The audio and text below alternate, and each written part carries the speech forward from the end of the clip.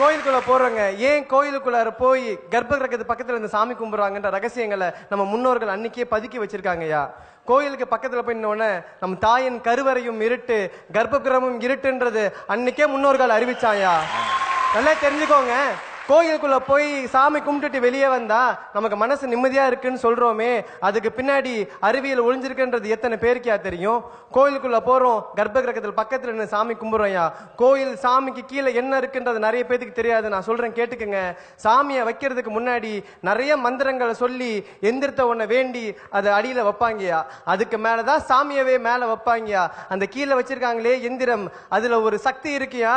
அதுக்கு பேர் சயின்ஸ்ல புரோட்டான் அப்படின்னு சொல்லுவான். அதுக்கு பேர் பாசிட்டிவ் அயான் அப்படின்னு விஷயம் சொல்லுவாயா. அந்த புரோட்டான் எல்லாமே சேர்ந்து அந்த சாமி வந்து ஒரு கண்டக்டரா இருக்கும். அந்த சாமி கிட்ட போய் சேருங்கய்யா.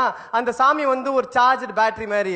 அந்த சாமி ஃபுல் அண்ட் ஃபுல் பவரை வாங்கிட்டு வெளியே விட தெரியாம தடுமாறியா. நம்ம பக்கத்துல போய் நின்று சாமியை கும்பிடும் போது ஆட்டோமேட்டிக்கா அந்த பவர் ஃபுல்லாவுமே நம்ம கிட்ட வந்து சேரியா. புரோட்டான் பாசிட்டிவ் எனர்ஜி பவர் நம்ம கிட்ட வந்து சேர்றதுனாலதான் மக்கள் கோயிலை விட்டு வெளியே வரப்ப கோயில் நிம்மதியா இருக்குன்னு சொல்றோங்கய்யா. நல்லது. இன்னொன்னு ஞாபகம், எல்லா இடத்துலையும் கோயில்ல காற்று வெளியே போறதுக்கு ஜன்னல்லாம் இருக்கும், கர்ப்ப கிரகத்தில் இருக்காது. ஏன்னா அந்த ரேஸ், அந்த அவர் சொல்லக்கூடிய புரோட்டான்ஸ் என்னன்னா செதறிடக்கூடாது, நம்மளை நோக்கி வரணும். பல இடங்களில் சட்டை கழட்டிட்டு வான்னு சொல்றது கூட அதுக்கு தான், நேரடியாக வந்து சேரட்டும் அப்படிங்கிறதுக்காக. இது எதுக்காக தெரியுங்களா? இதுவும் ஒரு வகையான விஞ்ஞானம்ங்கிறத அவர் சொல்றாரு. அவர் வந்து சயின்ஸ் படிச்சிருக்கிறதுனால நம்ம ஒத்துக்கலாம். இப்போ நான் தமிழ் வாத்தியார் சொன்ன இவங்களுக்கு வேற வேலை இல்லடா, பொங்கலை வாங்கிட்டு தூணில் தடவிட்டு வருவாங்களா, அப்படி சொல்லக்கூடாது. ஐயா, அதே மாதிரி கருவறை பக்கத்தில் சாமி கும்பிட்றதுனால நம்மளோட 5 புலன்களும் வேலை செய்கின்றது எத்தனை பேருக்கு தெரியும் தெரியலையா? 5 புலன் என்னன்னு சொல்லிடுறத: பார்ப்பது, நுகர்வது, சுவைப்பது, கேட்பது, தொடுவதுயா. நல்லா யோசிச்சு பாருங்க. சாமி தீபாரதனையை காமிக்கும் போது பாக்குறோம், மணி அடிக்கும் போது கேட்கிறோம், மந்திரங்களை உச்சரிக்கிறோம், அங்க இருக்க வாசனை நுகர்றோம், 10 வந்து தொட்டு கும்பிடுறோம் இல்லைங்களாயா. 5 சென்ஸுமே அந்த இடத்துல ஆக்டிவேட் பண்ணுதுயா. அப்படியே கோயிலை விட்டு கொஞ்சம் வெளியே வாங்கயா. அந்த பக்கம் பாத்தீங்கன்னா அரச மரமோ வேப்ப மரமோ இருக்கும். அங்க நிறைய பெண்கள் கர்ப்பம் தரிக்காம சின்ன சின்ன தொட்டியை கட்டி வச்சுட்டு சுத்திக்கிட்டு இருப்பாங்க. நம்ம முன்னோர்கள் மூட பழக்கமா பண்ணலையா, அங்கேயும் அறிவிலையும் மருத்துவத்தை ஒழிச்சு வச்சிருக்காயா. அங்க மரத்தை சுத்தி வரப்ப நல்லா தெரிஞ்சுக்கோங்க, அரச மரத்திலையும் வேப்ப மரத்திலையும் தான் அடிக்குவேட் ஆக்சிஜன் இருக்குன்னு சொல்லியிருக்கான். சாதாரண ஆக்சிஜன் இருக்குன்னு சொல்லல. வேப்ப மரத்தாலையும் அரச மரத்தாலையும் மட்டும்தான் ஆக்சிஜனை காலையிலையும் கொடுக்க முடியும், நைட்டும் கொடுக்க முடியும். அங்க கர்ப்ப பெண்கள் அந்த மரத்தை சுத்தி வரப்ப ஆக்சிஜன் உள்ள இன்ஹேல் பண்ணாங்கன்னா செல்கள் உயிர்ப்பிக்கும், நோய்கள் விலகும், கர்ப்பம் தரிக்கும் சொன்னதுனாலதான் மரத்தை சுத்தி வர சொல்றாங்கய்யா. அப்படியே நம்ம வீட்டுக்கு வருவோம்யா. அப்படியே வீட்டுக்கு வந்த உடனே நம்மளோட தமிழனோட பண்பாடு கையெடுத்து கும்பிடுறது. இது நிறைய பேர் தெரியும். ஆனா கையெடுத்து கும்பிட்றான், பக்கத்து வீட்லயும் கும்பிட்றான், நானும் கும்பிட்றேன், அவனும் கும்பிட்றான், நானும் கும்பிட்றேன் சொன்னேன் ஒழிய கையெடுத்துக்கு கும்பிடுறதுக்கு பின்னாடி அறிவியலும் மருத்துவம் எத்தனை தெரியும் தெரியல. நான் சொல்றேன், கையெடுத்து கும்பிட்டோம்னா இந்த கையில நுனியில் இருக்கிறது அக்கு பிரஷர் பாயிண்ட்யா. இந்த கையில நுனிக்கு அக்கு பிரஷர் பாயிண்ட். இந்த 10 விரலையும் ஒன்னு சேர்க்கும் போது காது, கண்ணு, மூளை ஒரே நேரத்தில் ரத்தம் அதிகமா பாயும். அதனாலதான் நம்ம ஆட்கள் அன்னைக்கே கண்டுபிடிச்சான் கையெடுத்து கும்பிடணும்னு சொல்லிட்டியா. அப்படியே அழகா வீட்டுக்குள்ள வராங்க. வீட்டுக்குள்ள வந்த உடனே நம்ம ஆட்கள் நிறைய சொம்பு தண்ணி கொடுத்து சாப்பாடு வைப்பாங்க, விருந்தோம்பல்னு சொல்லுவோம். நல்லா யோசிச்சு பாருங்க. ஃபாரின்ல போனோம் அப்படின்னா வந்து விருந்தோம்பல் வந்துட்டு நின்றுட்டு சாப்பிடுவாங்க, படுத்துக்கிட்டு சாப்பிடுவாங்க, எப்படி வேணாலும் சாப்பிடுவாங்க.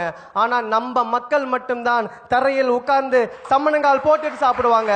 அதுக்கு பின்னாடி ஒரு மருத்துவ குணம் இருக்குன்னு எத்தனை பேருக்கு தெரியும்?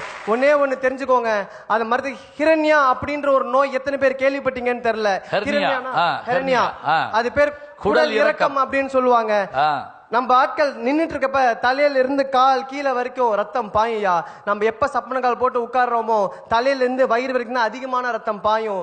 எப்ப அதிகமான ரத்தம் வயிற்றுல பாயுதோ அப்ப டைஜஷன் ப்ராப்ளம் வராது, அதிகமான டைஜஷனை உண்டு பண்ணும். அப்ப சாப்பிட்றப்ப ஜீரணமாகுன்றத நம்ம ஆட்கள் அன்னைக்கே கண்டுபிடிச்சிருக்காங்கயா.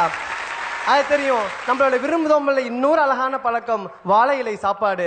இப்பெல்லாம் பிளாஸ்டிக் பிளேட்டு, சில்வர் பிளேட்டுன்னு சொல்லி சாப்பிடுறோம். ஆனா வாழை இலை சாப்பாடு பழக்கத்தை சொல்றேன் கேட்டுக்கோங்க.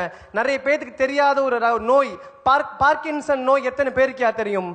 நடுக்குவாதம்னு சொல்லுவாங்க. அதை நடுக்குவாதம் அப்படி ஆடிக்கிட்டே இருக்கும். கடைசியில மைக் டைசன் கூட அந்த நோய் இருந்தது. அந்த உலக புகழ்பெற்ற குத்துவிட்டு சண்டை வீரர் இருக்குல்ல, அவருக்கு பார்க்கின்சன் நோய் இருந்தது. அந்த பார்க்கின்சன் நோய் தீர்க்கக்கூடிய சக்தி வாழை இலைக்கு உண்டு. கேன்சரை எதிர்த்து போராடக்கூடிய சக்தி வாழை இலைக்கு உண்டுன்னு கண்டுபிடிச்சதுனாலதான் வாழை இலையில சாப்பிடணும்னு சொல்றான். அதே மாதிரி ஒரு தட்டை கழுவணும்னா, பிளாஸ்டிக் பிளேட்டை கழுவணும்னா நமக்கு கெமிக்கல் தேவை. வாழை இலை கழுவுறதுக்கு எந்த கெமிக்கல் நம்ம ஆட்கள் யூஸ் பண்ணது இல்லையா? தண்ணியை தெளிச்சு கழுவி விட்டாவே வாழை இலை சுத்தமாவியா? இன்னொரு ரகசியம், வாழை இலை வாட்டர் ப்ரூஃபியா? அழகா இது ஒரு ரகசியத்தை வச்சிருக்கா. அடுத்தது சாப்பாட்டுக்கு வரையா. நம்ம உட்கார்ந்த உடனே இப்ப இருக்க மெடிசன், இப்ப இருக்க ஆட்கள் என்ன பண்றாங்க, இனிப்ப முதல்ல வச்சிடறாங்கயா. ஆனா அது ஒரு தவறான செயல். நம்ம முன்னோர்கள் கத்து கொடுத்தது முதல்ல காரத்தை சாப்பிடணும், அப்புறம் இனிப்ப சாப்பிடணும்யா. ஏன் காரத்தை சாப்பிடணும்னு சொல்ற கேளுங்க. காரம் ஸ்பைசி ஃபர்ஸ்ட் ஸ்வீட் நெக்ஸ்ட்னு சொல்லியிருக்கான். காரம் சாப்பிட்டோம்னா HCl தூண்டும். HClன்றது நம்ம ஜீரண சக்தியை கொண்ட, ஜீரண சக்தி அதிகப்படுத்தக்கூடிய ஒரு ஆசிடியா, ஹைட்ரோகுளோரிக் ஆசிட்னு சொல்லுவோம். அதை அதிகப்படுத்தும். சாப்பிடும் போது ஜீரணமாகும். ஸ்வீட் சாப்பிட்டோம்னா டைஜஷனை கம்மி பண்றக்கூடிய சக்தி அதுக்கு உண்டியா. அதனாலதான் காரம் முதல்ல ஸ்வீட் நெக்ஸ்ட்னு வச்சாயா. என்னதான் பழமை சுவடுகள் நிறைய விஷயங்கள் எங்களுக்கு கத்து கொடுத்தாலும் அந்த பழமை சுவடுகள் சொன்ன பழக்கத்தை இன்னமும் நாங்க வழக்கமா வச்சுக்கிறதுனால தான் சொல்றேன், பண்பாட்டின் விஷயமாக தெரிவது பழக்க வழக்கங்கள் தான் என்று.